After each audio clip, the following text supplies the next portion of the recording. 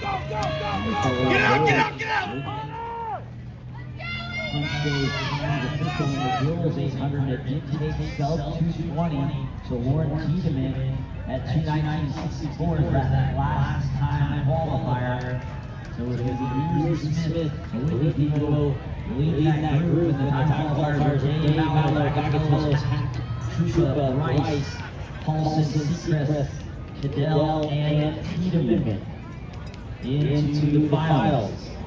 And the boys 800 here, same thing, winners next 10 fastest times, Little, Gutierrez, Gilcol, Bronson, Hummelson, Melli, Host, Rios, Ellen Mayho, Rosales, Shannon, Breen, Perez here in heat number 1.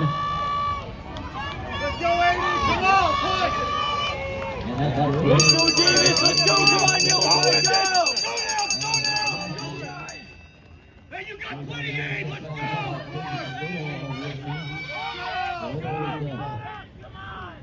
SSO runner up at 154.42. That's number 6 in the section. Now Bulldozer 154.89. 9th in the section.